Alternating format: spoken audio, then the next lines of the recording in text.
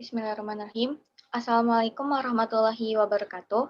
Semoga kita semua senantiasa diberikan kesehatan dan berlimpah berkah kebahagiaan selalu. Sebelumnya, izinkan kami memperkenalkan diri. Kami dari kelompok 1 yang beranggotakan Lajeng Eka, Tinda Dwi, Dian Fitrianingsih, Atika Alia Fahana, dan Nova Siamu Parida akan menyampaikan hasil diskusi kami mengenai penentuan order reaksi dalam mata kuliah Praktikum Kimia Fisika yang diampu oleh Bapak Harjito. Yang pertama adalah abstrak. Laju reaksi merupakan perubahan konsentrasi reaksi atau produk dalam satuan waktu tertentu. Bilangan yang menyatakan besarnya pengaruh konsentrasi reaktan saat terjadi laju reaksi disebut sebagai order reaksi. Tujuan dari percobaan yang dilakukan adalah untuk menentukan order reaksi pada setiap sistem reaksi yang diujikan, sehingga didapatkan hasil pada tiap data seperti berikut.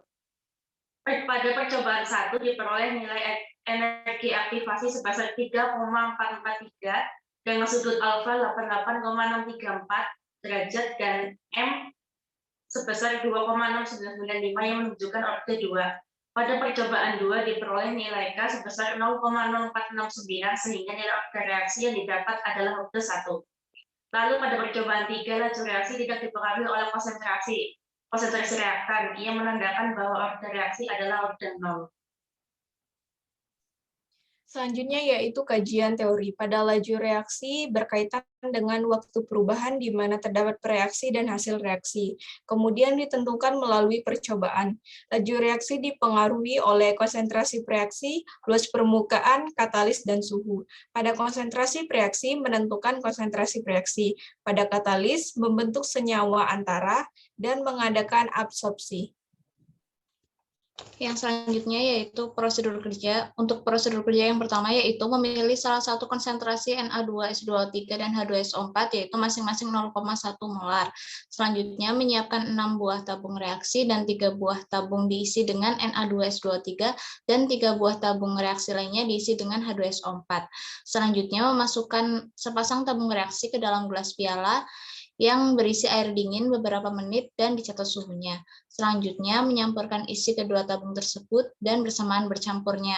Kedua zat stopwatch dijalankan, lalu stopwatch dihentikan setelah larutan mulai keruh dan dicatat waktunya. Selanjutnya, mencatat waktu dan suhu yang digunakan selama berlangsungnya reaksi. Yang terakhir yaitu melakukan hal yang sama untuk dua pasang tabung reaksi, selanjutnya dengan variasi suhu yang berbeda-beda, yakni pada suhu ruang dan pada air yang dipanaskan. Berikut ini juga disajikan data percobaan pertama. Di sini didapatkan V yaitu 0,025 pada 90 derajat Celcius, 0,0015 pada 28 derajat Celcius, 0,0006 pada 10 derajat Celcius. Data ini diperoleh nilai energi aktivasi yaitu 3,443 dengan sudut alfa yaitu 88,634 derajat dengan nilai M 2,6995 yang menunjukkan order reaksi ini yaitu order reaksi 2 sehingga dapat digambarkan pada grafik berikut seperti yang tertera pada poster.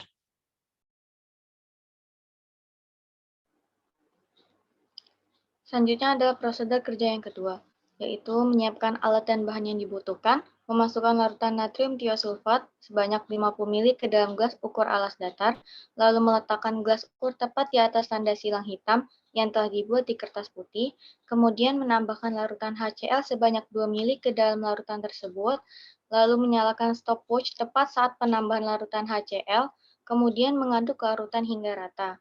Mengamati larutan saat pengadukan dan mencatat waktu yang diperlukan sampai tanda silang hitam tidak dapat diamati lagi, lalu mengukur dan mencatat suhu larutan campuran, dan yang terakhir mengulangi langkah 2 hingga 7 dengan komposisi larutan sesuai dalam tabel. Sehingga didapatkan data hasil pengukuran seperti pada data pengamatan yang kedua. Di dalam data dilakukan percobaan sebanyak 2 kali dengan suhu tetap, yaitu sebesar 30 derajat Celcius. Dalam data dibagi menjadi 6 sistem dalam beberapa variasi dari volume natrium tiosulfat, sehingga didapatkan hasil rata-rata order reaksi sebesar 1 dan grafik pada grafik kedua seperti di dalam poster. Selanjutnya yaitu prosedur kerja percobaan ketiga. Yang pertama adalah mengambil padatan garam, kemudian menimbang masing-masing garam sebanyak 1, 3, 5, 7, dan 9 gram. Selanjutnya, memasukkan masing-masing garam ke dalam beker gelas 100 ml, lalu mengukur volume air sebanyak 40 ml ke dalam gelas ukur. Selanjutnya, melarutkan masing-masing garam dengan air sebanyak 40 ml, lalu mendiamkan campuran air dengan garam selama 1 menit, kemudian mengaduk campuran tersebut dalam 1 menit. Pengadukan dilakukan hingga air dan garam tercampur sempurna dan memastikan pengadukan dalam keadaan tetap. Dan yang terakhir, mencatat waktu yang dibutuhkan untuk melarutkan garam dan mengulangi langkah tersebut untuk garam halus. Dari langkah tersebut didapatkan data pengamatan percobaan 3, di mana ada 2 data pengamatan, yaitu garam halus dengan garam kasar. Di mana pada data pengamatan ini terdapat laju reaksi dan konsentrasi NaCl, di mana laju reaksinya didapatkan dari rumus NaCl dibagi dengan waktu, sehingga dari data pengamatan tersebut didapatkan order reaksi untuk garam halus yaitu 0,849 dan untuk garam kasar yaitu 0,401. Sedangkan untuk grafiknya seperti yang tertera pada gambar.